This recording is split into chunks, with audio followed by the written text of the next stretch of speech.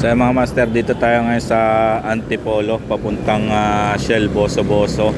At dito tayo kasi susuporta tayo sa panawagan ng isang organisasyon ng Motorcycle Rights Organization sa pamumuno ni Sir JB Bolanos. At andito tayo ngayon sa isang kainan.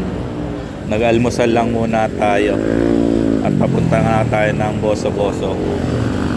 So ito yung eksena dito sa Marilake Highway, no? Marami talagang mga nakamotoran dumadaan dito at nagpupunta. So mamaya siguro mapapanood nyo sa separate video ang mismong event ng Motorcycle Rights Organization at kasama nga natin taktak mga master. Thank you. At kasama nga natin ang mga tropa natin sa KYT Laguna. So nakasuporta ang KYT Philippines sa panawagan na make Marilake safe again, ano. At ayun, abangan nyo sa susunod video natin ang gagawin ng programa dito. So ayun na, ito na yung unahan ng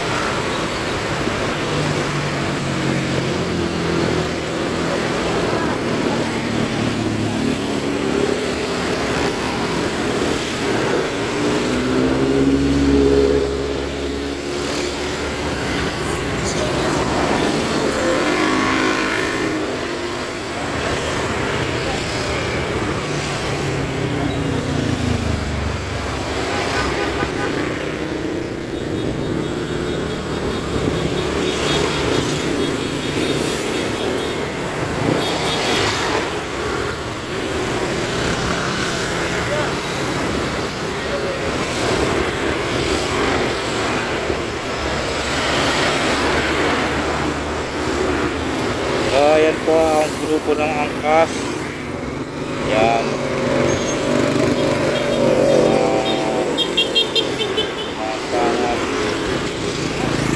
Angkas bikers. Yan. Sa mga solid supporter ng event ni MRO. So lahat ng event ni MRO ay labi silang nakasuporta.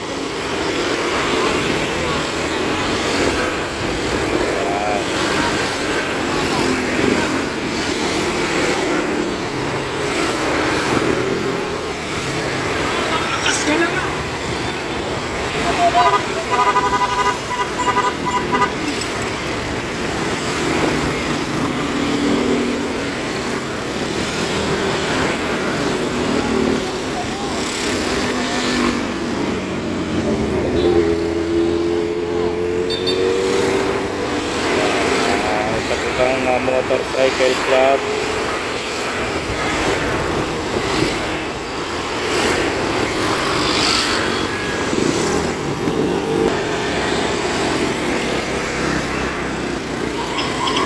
So yan ang mga kapulisan natin na umalalay.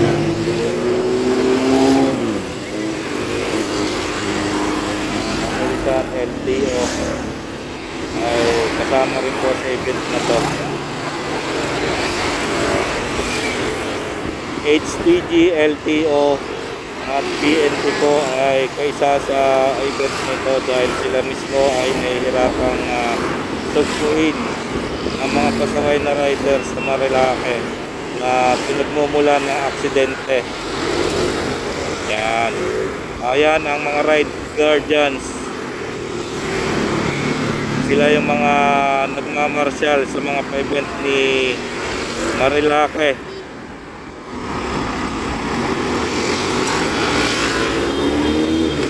Ani Motorcycle Rides Organization. Sila yung madalas marshals.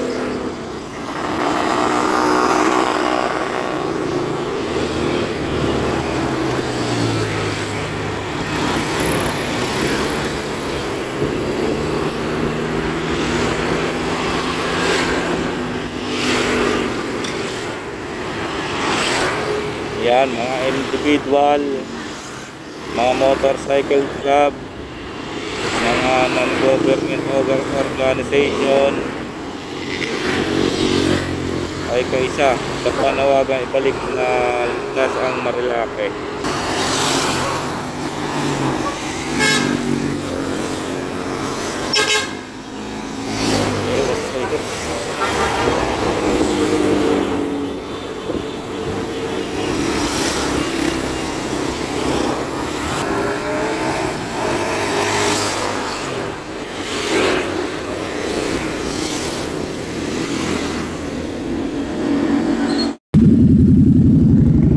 So yun mga master, dito na tayo sa pinakang venue na ang paggaganapan ng programa, no? So may konting programa syempre, magsasalita yung mga pinuno ng MRO, and then sa kanatawan ng LTO, yung mga LTO na to, syempre sa kanatawan ng mga HPG at ng mga kapulisan. Yan. So mamaya pakinggan natin kung ano-ano mga sasabihin nila.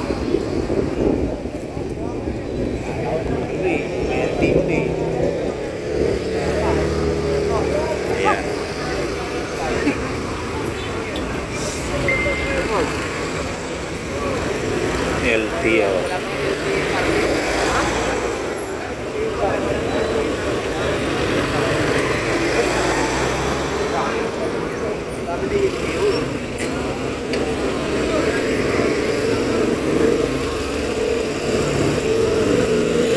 Si Onyok.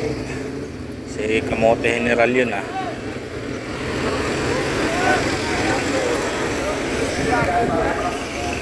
susunod na ako sa inyo.